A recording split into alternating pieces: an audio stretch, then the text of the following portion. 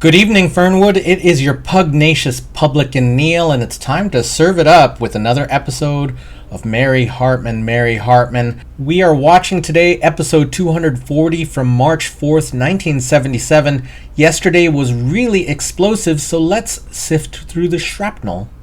It started with a bunch of overlapping scenes at the Capri Lounge. Grandpa Larkin and Barbie are committed to moving in together. Vernon Bales recruits Tom into the GGG without letting him know of their white supremacist agenda. Charlie promises Loretta that she is his first priority, and Howie and Kathy are there to cool off from the search for the missing baby Shumway. Tom has an idea to recruit more members into the GGG, and he is thinking of Charlie, and he interrupts Loretta and Charlie's canoodling to invite Charlie and Mac to a meeting. Meanwhile, at their table, Howie is lamenting that he is not close enough to a big city where he can hunt down the TTT, which is now called the GGG. He wishes he were in a big city so he could be closer to the action. Later on, Mary is working on writing a song in the Hartman kitchen as she gets a visit from Loretta. Mary asks for some songwriting advice and delivers the song in her flat affect. Loretta, of course, turns it into a bop. Martha pops in desolate because of the number of people disappearing from her life, including baby Shumway and her job at the hospital. The three ladies work on Mary's song together as Tom questions the entire enterprise and discourages Mary from getting so excited about things going on at the factory.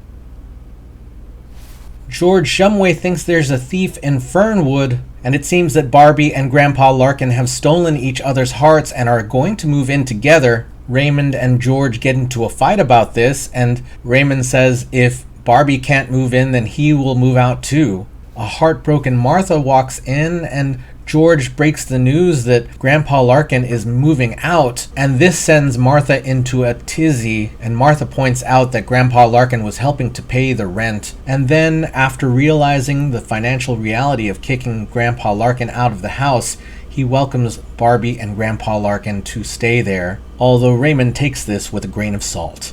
And it is party time at the Jeters. The Hartmans show up, and Mary explains that Heather believes she is a nun, and that's why she's wearing a towel on her head.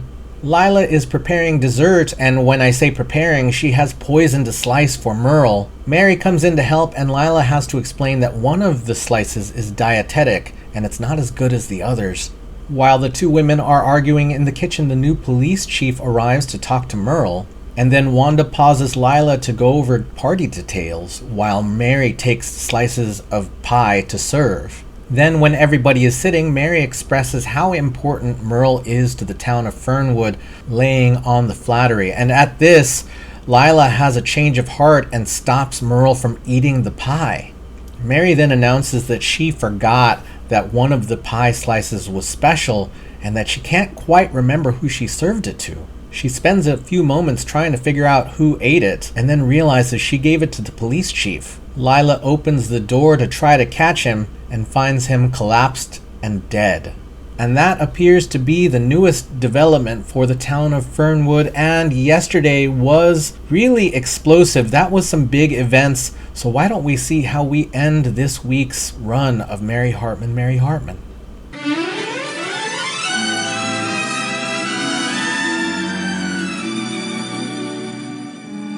Mary Hartman! Mary Hartman!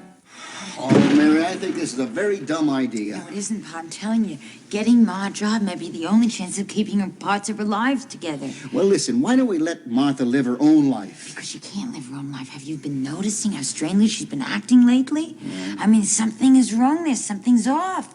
You know, it's like she keeps dwelling on things. She has nothing to keep her busy. So she keeps her mind on the fact that she lost the hospital job and the baby's missing and is driving all of us crazy. I mean, you know that she just needs a job, and you are the only one who can get it for her. No, Hi, George. Hi, Jess. Hi, Mary. Hi. Hey, that's a rough one about Chief Quinlan, huh? But you know what they say. The fat die young. Oh, yeah, well, that is a terrible tragedy, just terrible. Jess, we have an even worse tragedy under our nose. What's that, Mary? Excuse us a minute, Jess. Excuse us. Listen, If you want to get your mother a job, you can't do it through pity. You gotta sell, sell, sell. Now watch. Oh, Jess. Oh, You are going to have a lucky day. boy, are you lucky. How so? You have a chance, starting today, to have Martha Shumway on your staff right here at the Capri Lounge. You are so lucky. Oh! No jobs today. Please, Jess. If you got any mercy in your heart, please give my wife a job. I'm awful sorry. Excuse me, Jess. This is your last chance to have a lucky day. I'm awful sorry, but I just don't need anybody. Oh, I've got it. Dishwasher. Boy, when she washes dishes, those dishes are squeaky clean. No. Busboy. Janitor. Now, she's not great on spots, but she is a wonderful cleaner-upper.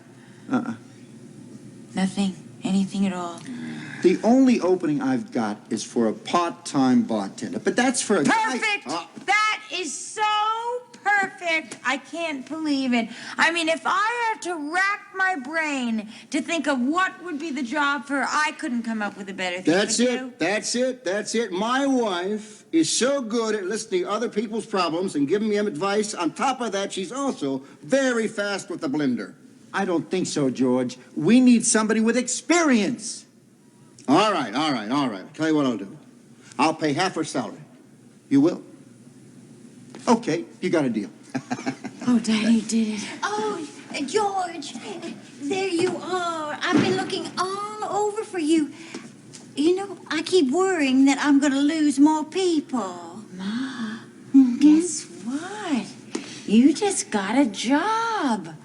Mr. Davis here just begged Daddy. He just begged him and asked if you would consent to be a part-time bartender at the Capri Lounge. Oh, thank you. I guess I could give you a hand. Ordinarily, I would never consider a job like that, you know, because I have always been taught that liquor is the devil's tool. But since it is a favor for a friend, and since I am on the verge of losing my mind altogether, you know, with grief and emptiness, I'll take it. But with one stipulation, Mary, no boozing on the job. Oh, would you like to pour a practice beer? Hey, I could go for one. All right, 3B is coming up. Oh, right here, huh? Here we go. Ready? Like Here we you are, burned to. boys. Here look we at are. that. Oh, Oh. that goes to he. Oh, that's wonderful. Look at that wrist action. Oh, yeah. That's Great action. incredible. Great action. I guess I got that from cooking for George for so many years. And you know, I can make all the desserts. I can cook them all with liquor. Yeah. Oh, thank you, Mom. Thank you.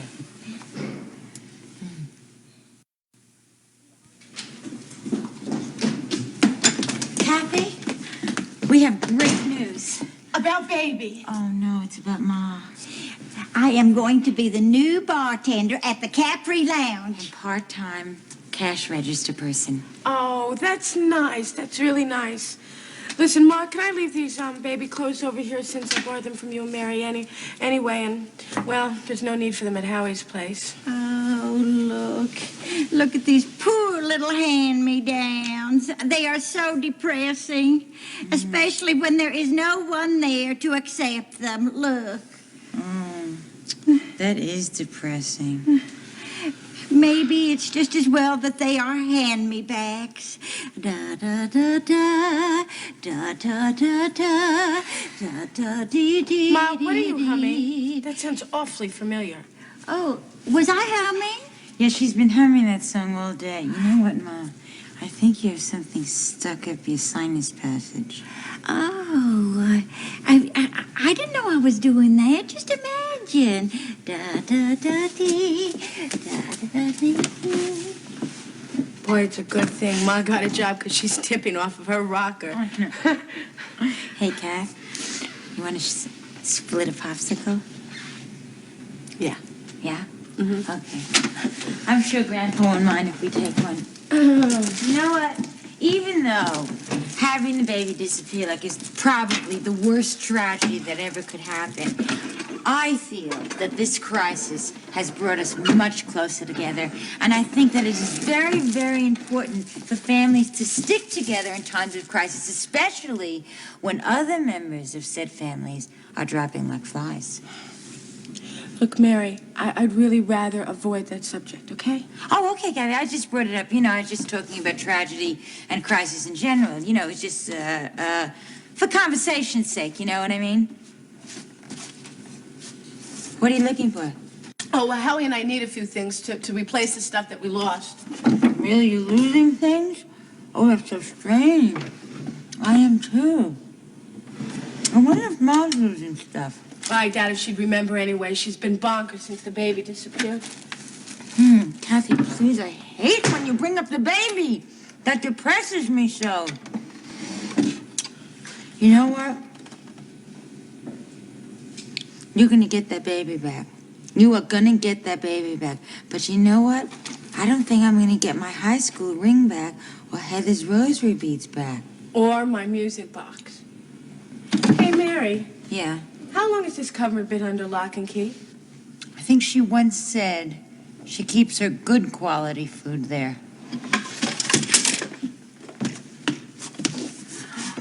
Mary, why would Mom keep a Greyhound bus pillow under lock and key?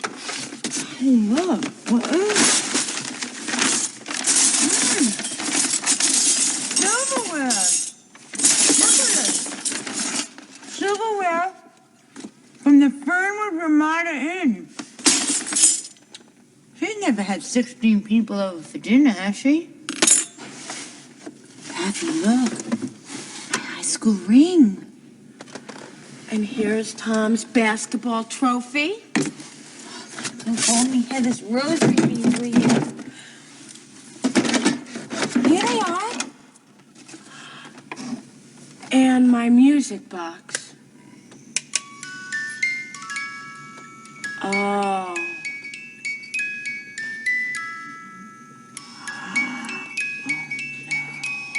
Mother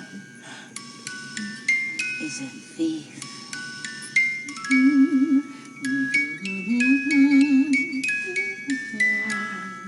why would she do something like that?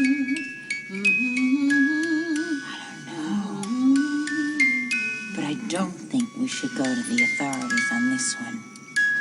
I think we've used them far too much already.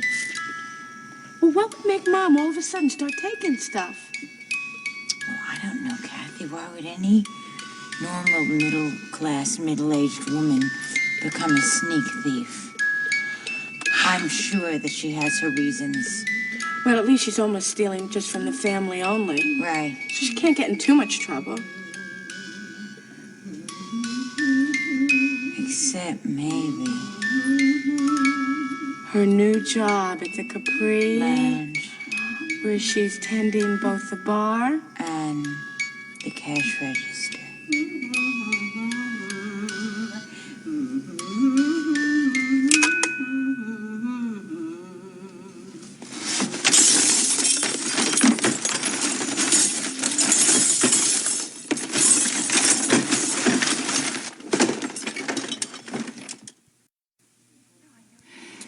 Well, I know this isn't exactly a four-star establishment, but you know, I believe they have actually started to water the scotch.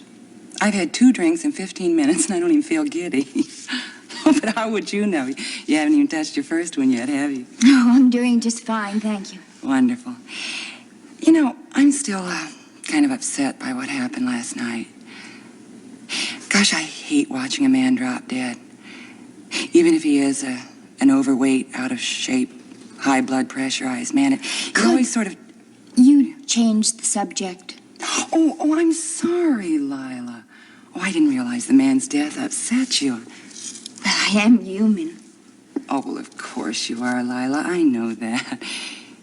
You know, in fact, I've been thinking about you an awful lot lately. I mean, you know, you have been sort of pushing me around. Well, I've been letting you get away with it. Oh, and there's no use denying it, you sly little minx, you. But, you know, then I realized that it was just plain foolishness for the mayor's wife to be intimidated by the maid. After all, when it comes right down to it, Your blackmail threats notwithstanding, what could you actually do to me? Short cheat my bed? Oh, well, seriously, though, it would be your word against mine. Oh, well, I didn't mean to hurt you, Wanda. Well, how could I? I loved you. Oh, well, of course you did, my darling, and that's why you're going to forget all about this blackmail nonsense. You might as well, because I'm not going to put up with it. And after all, who in Fernwood would believe you, even if you did choose to tell that little story about us? You're not exactly the most creditable source in the world, are you? Especially if I decide to deny it all. I don't understand. I'm not surprised. Look, I'll try to put it into a simple phrase. You see, my word is better than your word. Are you sure? Positive. So why don't you do the smart thing and clear out? Oh, and if you're not sure about that being a smart thing, do us both a favor. Trust me. I'm sure. Oh, I believe you, Wanda. I know how smart you are. Well, thanks. There's just one thing. Does the phrase, love, thy name is Lila, mean anything to you? How did you find out about that? Well, I may not be a genius, but I can read. I read all sorts of things. Like the detailed descriptions of the terrible but true things that Mayor Jeter says in his sleep. And the absolutely horrifying gossip about some of Fernwood's most upstanding citizens. Oh, and Wanda, you must have felt so awful that time that you bribed the judge. You've been reading my diary. Wanda, when do you sleep? I mean, with all that writing, you must be up half the night. Why, I bet you keep track of every little second of the day. I don't know how long it's going to take me to read all that. You stole it. Don't worry. It's in a safe place. All right, what do you want? Do you want me to go away with you? Is that it? A week ago, that would have been the answer to my dreams. But no more. I've learned my lesson. Wanda, you have hurt me very much with that husband of yours. But now I've learned that there are more important things in life than love, like respect and getting a piece of the action. I think it could be so exciting to be a part of the mayor's life. And I bet the three of us could come up with something like that.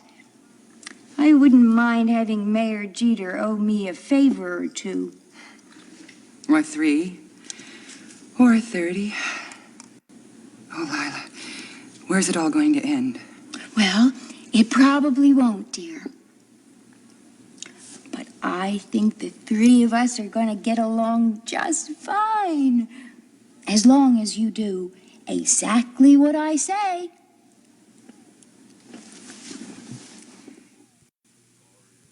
Glorious guardians of good. Glorious guardians of good. Glorious guardians of good. Glorious guardians of good. Glorious guardians of good. Glorious guardians of good. Glorious guardians of good. Kneel before the old great wazir. Is that you, Tex? I am the Grand Lizard. I am the great Vizier. Hey there, Vernon. Silence! We shall now commence. Kneel before the altar. Where's the altar? Where is it? Right here, right here, right here. Just kneel right down. Right where you are. There you go. I shall now read from the great book of the Guardian. I do hereby pledge to honor and protect the code of the keys of success, the keys of knowledge, and above all, the key to my own home, in which I am king, as every man should be. So help me. So help me. So help me. So help me. So help me. So help me. As you join us, your spirits shall be like great soaring eagles. And you shall live far above the turmoil of chaotic vermin. That is so great. For ours is a world which was created like a clean speck of sand on a great universal beach. And now you shall behold the new order, and you shall all be free men in it. The keys.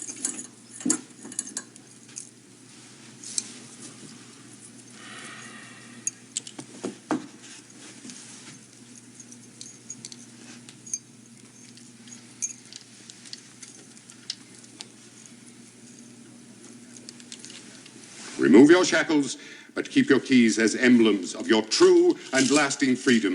May they remind you of your future responsibilities as guardians of good for all the brothers, whom you shall know by their keys of freedom and by their grips. They get suitcases? No, the grip is the secret handshake. Here, like this. Stand up here. Go like this,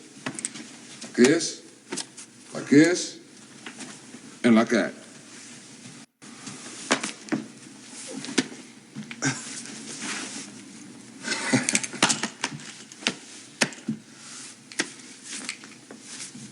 And now it is done.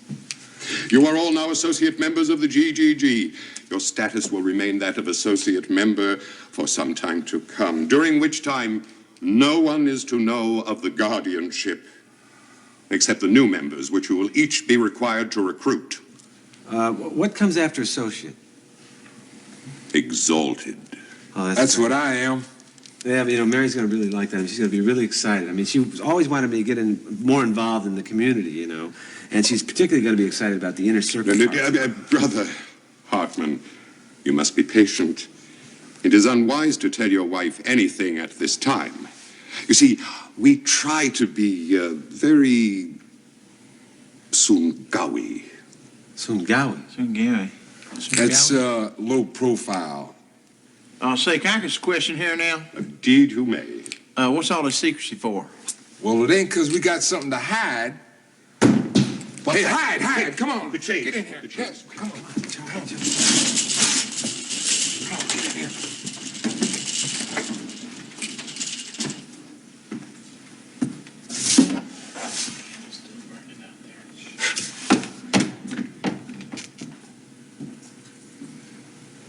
I think it's safe.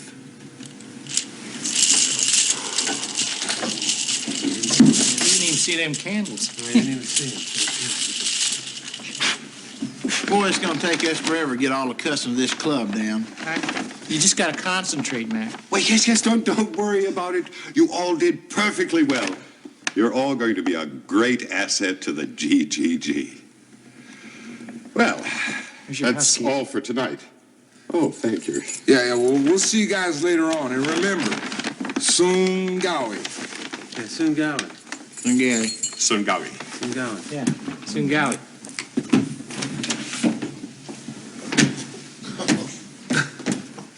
Hey, Charlie, turn the lights on.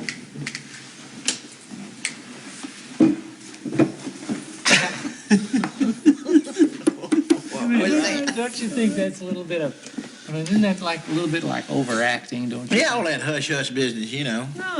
Listen, Vernon explained it to me the other day. The reason, it's simple. The reason they want to keep it a big secret is because everybody knew about it and everybody wanted to join. They want to keep it real select, I mean, it's a secret. The atomic bomb is a secret, a big secret, just like that. And that was a good thing, wasn't it? I never thought of it that way. Me neither. Yeah, well, it's like when you were a kid, didn't you have like a little secret club or something you had? And the guys all got together. It was good, clean, secret fun, like. Don't you remember when you were a kid? Didn't you have anything like that? Remember how you? Come on, stand up. Let's do it. Huh? Okay. Ready?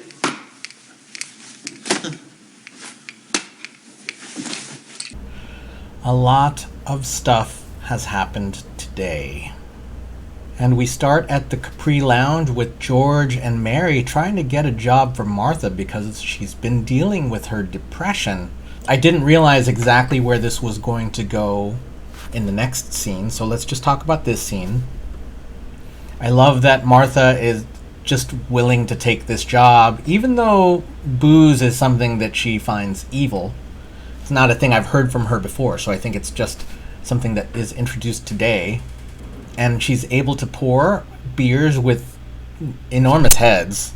Usually that's a whole thing with pouring beer. I don't know, I don't drink beer. But she's got a job as long as George will pay half of the salary. Maybe this isn't too well considered, but George is paying half the salary that will literally just go back into the Shumway household. And speaking of the Shumway home, that's where we end up next. And on Monday, I realized that Howie said the only person in their apartment besides them was Martha. So there's not much of a mystery as to who the thief would be. The stolen items were all missing from places related to the Shumways. There's a lot of emotion involved because Kathy still doesn't know where baby Shumway is, and then we hear this mysterious tune, and I wasn't sure what that tune was leading to, except it was answered immediately. I thought it might be an extended mystery for the tune specifically, but no, the tune is just the music box. We notice a locked cabinet that had never been pointed out before, and apparently that's where the good food was hidden, but we find so many of the items that were mentioned. And a few items from outside in the world, like the silverware from the Ramada Inn, and that's quite a lot of silverware that was stolen. I don't know if this means that Martha has been a kleptomaniac for longer than we have known her. I get the feeling that that's the case, and now in her depression, she's acting up a bit more and taking things from the homes of her family members. But Mary and Kathy resolve not to say anything about it to the authorities, and they at least know that there's a problem that needs to be addressed. I guess we will just have to move forward and see how it gets addressed. Speaking of problems that aren't getting addressed, Lila is not in jail. Apparently, everyone just assumed that the police chief collapsed because he was overweight, and that's a little bit gross.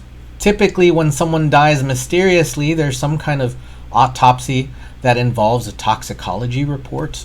I've watched enough murder videos to know what happens in basic investigation when there's a body.